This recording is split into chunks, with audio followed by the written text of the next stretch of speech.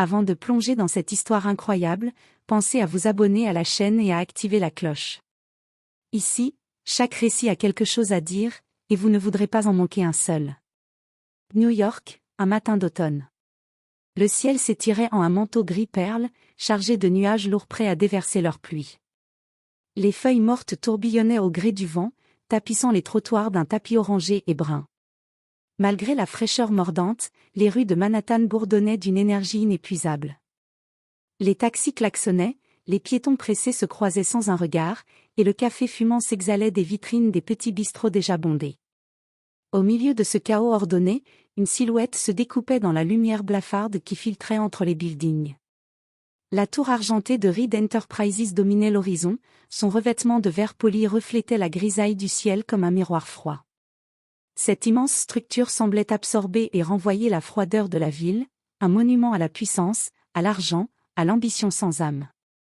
Au sommet de cette forteresse, dans un bureau aux baies vitrées panoramiques offrant une vue imprenable sur Central Park, se trouvait William Reed. 52 ans. Cheveux poivre et sel, visage marqué par des années de décisions difficiles, mais des yeux d'un bleu perçant, froid et inébranlable. William Reed n'était pas un homme que l'on appelait chaleureux. Il était un titan de l'immobilier, dont le nom résonnait dans les couloirs du pouvoir. Des immeubles dans chaque grande ville américaine, des jets privés pour ses déplacements constants, des clubs exclusifs où l'élite se pressait pour le côtoyer. Pourtant, dans ce bureau luxueux, au-delà du verre et du métal, il régnait une solitude profonde. Il n'avait jamais connu la douceur d'une famille. Jamais d'enfants à serrer contre lui. Jamais de regard complice ou de rire partagé. Ses années d'enfance, rudes et sans affection, l'avaient forgé dans une carapace d'acier. Il avait appris à ne faire confiance à personne. À éviter les pièges des sentiments. Les femmes, pour lui, étaient des énigmes potentiellement toxiques, des engagements dangereux. Ce jour-là, William scrutait l'horizon, le regard perdu dans les ombres mouvantes des gratte-ciel. La ville lui semblait immense et froide, comme lui. Pendant ce temps, à Brooklyn, dans un appartement modeste, Julia Bennett s'éveillait. Le réveil sonna à 6h30. Julia ouvrit les yeux doucement, consciente qu'elle devait être forte. D'un geste automatique, elle toucha la petite main posée sur son bras. « Abigail », chuchota-t-elle, « il est temps de se lever. » La fillette ouvrit ses grands yeux noisettes, un peu endormis mais confiants. Julia sourit, caressant ses cheveux bouclés. Julia avait 36 ans. Une institutrice passionnée, pleine de douceur et de dignité, mais aussi de cette force tranquille qui vient de ceux qui ont traversé l'adversité sans jamais se plaindre. Veuve depuis 5 ans, elle élevait seule sa fille, dans un quartier populaire de Brooklyn. L'école où elle enseignait manquait cruellement de ressources. Les classes étaient surchargées, les livres rares, et les parents souvent absents ou en difficulté. Pourtant, Julia croyait au pouvoir de l'éducation, à la magie des mots, à la lumière que le savoir pouvait apporter. Elle avait entendu parler d'une opportunité, un poste administratif à la Reed Foundation, la branche philanthropique de la société de William Reed. Un pont entre deux mondes, celui du luxe et de la pauvreté, de l'abondance et du manque. Ce matin-là, Julia avait passé sa robe bleue favorite, celle qui la faisait se sentir confiante, malgré ses appréhensions. Elle prit soin de coiffer Abigail, fit un petit déjeuner simple, du pain grillé, du lait, un fruit. Puis, elle prit la main de sa fille, comme pour lui transmettre son courage, et ensemble, elles descendirent dans la rue fraîche et bruyante. Le métro les emporta dans un fracas métallique, traversant les tunnels sombres avant de les déposer au cœur de Manhattan.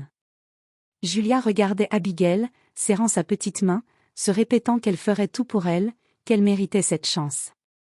Dans cette ville immense, sous ce ciel gris, deux vies allaient se croiser.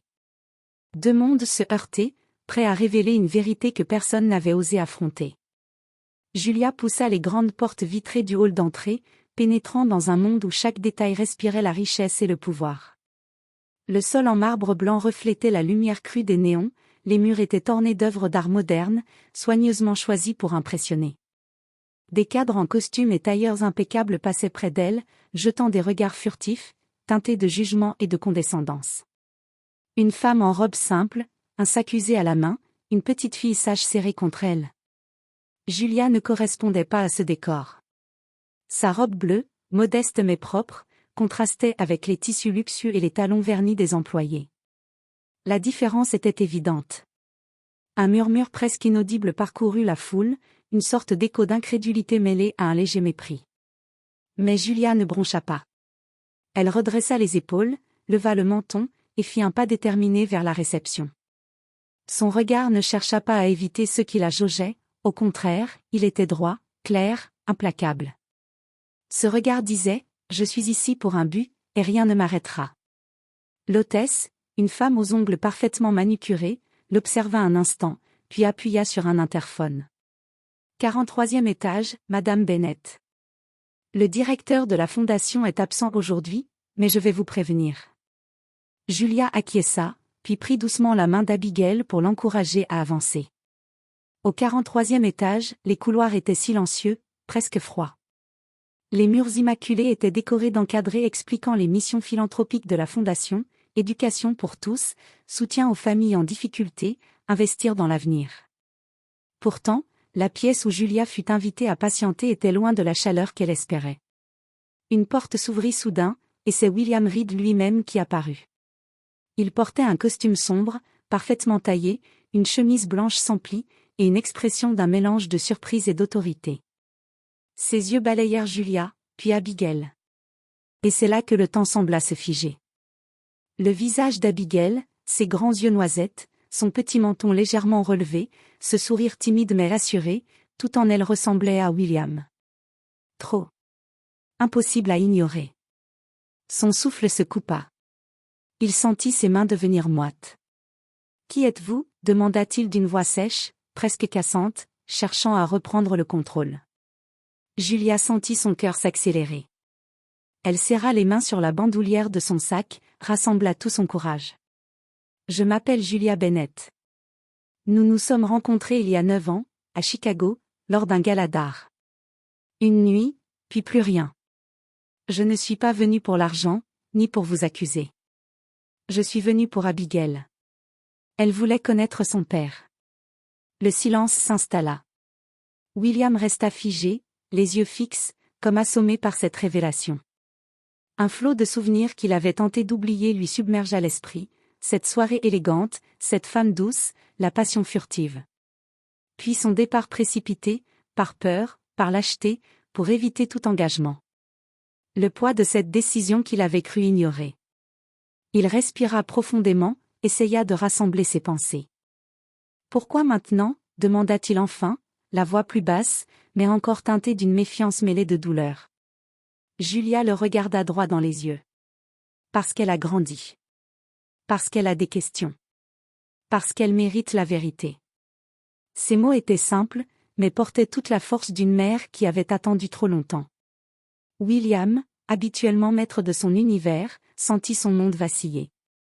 William regarda Julia avec une froideur professionnelle lorsqu'il prononça ces mots, presque comme pour se protéger lui-même. « Je vais avoir besoin d'un test ADN. » Pour confirmer tout cela. Julia ne montra aucun signe de surprise ni de résistance.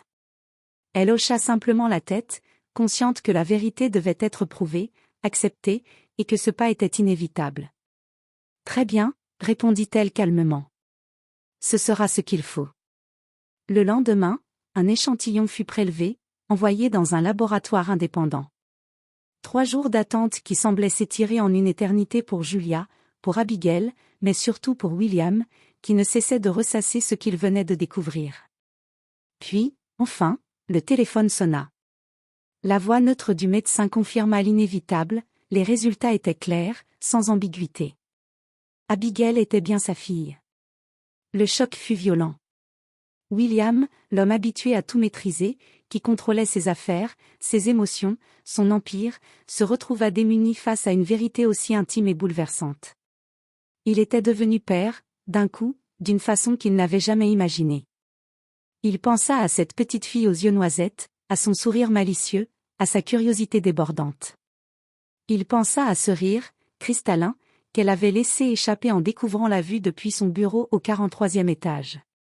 Cette innocence, cette vie qu'il avait inconsciemment créée, et qu'il avait ignorée. Pourtant, dans un réflexe de peur, de protection, il essaya d'abord de s'éloigner.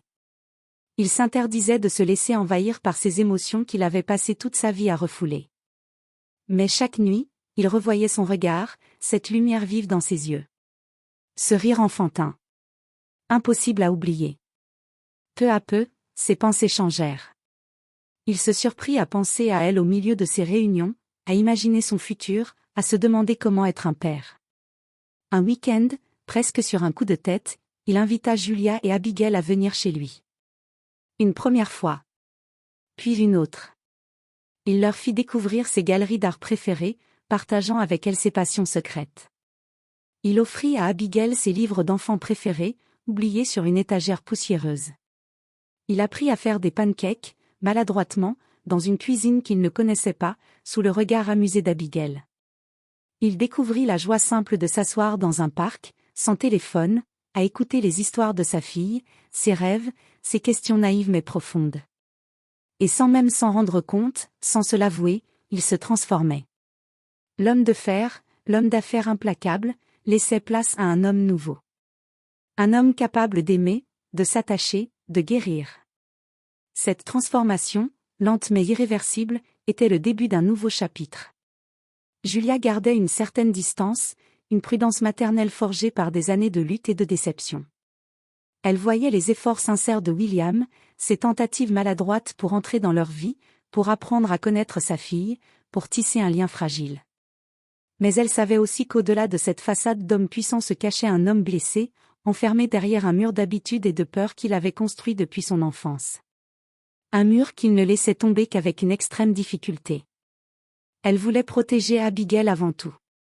La petite avait déjà tant traversé, elle ne voulait pas que l'espoir fragile que sa fille nourrissait ne soit brisé par un rejet ou une absence.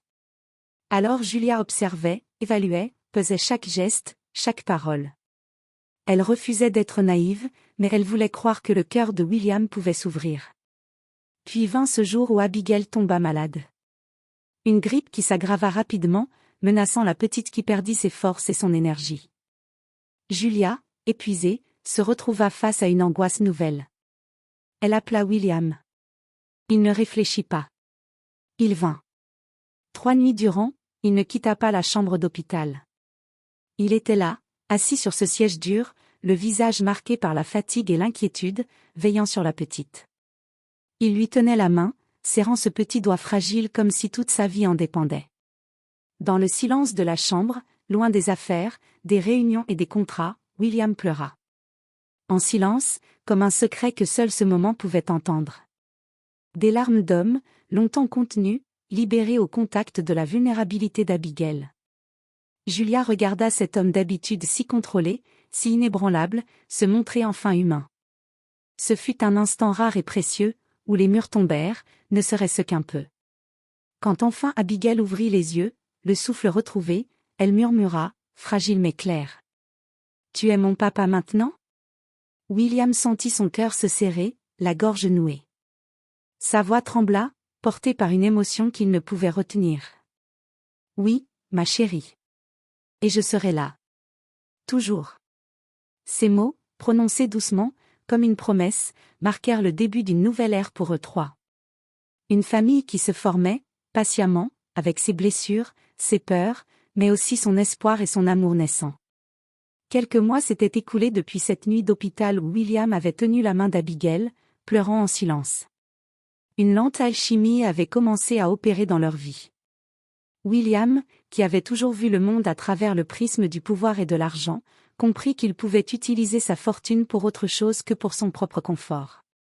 Il décida de fonder le Fonds Abigail, une initiative caritative destinée à financer l'éducation des enfants défavorisés à New York, comme celle qu'avait reçue sa fille.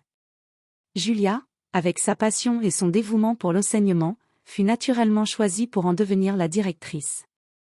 Ce poste était bien plus qu'un travail, c'était une mission, un pont entre leur passé compliqué et un avenir qu'ils construisaient ensemble. Parallèlement, William fit l'acquisition d'une maison dans un quartier populaire de Brooklyn. Ce n'était pas un manoir somptueux ni une résidence luxueuse digne d'un magnate de la finance, mais un vrai foyer chaleureux, vivant. Là-bas, les murs portaient les dessins colorés d'Abigail, les livres scolaires traînaient sur la table basse du salon, et des rires emplissaient les pièces, brisant le silence rigide qui avait longtemps habité la vie de William. C'était dans cette maison qu'il apprit à redevenir un homme simple, à s'émerveiller des petites joies du quotidien, les batailles de polochons, les goûters improvisés, les histoires racontées au coin du feu. Un après-midi, alors qu'Abigail courait en riant dans l'herbe d'un petit parc voisin, William et Julia s'assirent sur un banc. Le soleil déclinait doucement, enveloppant tout d'une lumière dorée. William tourna son regard vers Julia, le visage sérieux mais apaisé. « J'ai passé ma vie à éviter l'amour », confessa-t-il, la voix emplie d'une sincérité rare. « J'ai eu tort. Si tu me laisses une chance, je veux réparer. » Julia le fixa longuement, cherchant dans ses yeux ce qu'elle avait appris à apprécier, la vérité, l'humilité, la volonté de changer. « Alors commence par ne plus fuir, » répondit-elle enfin, avec un sourire tendre mais ferme. Les années passèrent. Les blessures cicatrisèrent peu à peu, les liens se renforcèrent. 3 ans plus tard, sous un ciel éclatant, dans la douceur printanière de Central Park, sous les cerisiers en fleurs, William et Julia se dirent oui. Abigail, rayonnante de bonheur, lança des pétales roses dans les airs, riant aux éclats, son rire résonnant comme la promesse d'un avenir meilleur. William n'était plus cet homme froid, seul et perdu. Il avait trouvé ce que tout l'argent du monde ne pouvait acheter, l'amour véritable, la chaleur d'une famille, la lumière dans les yeux d'un enfant qui croit en lui.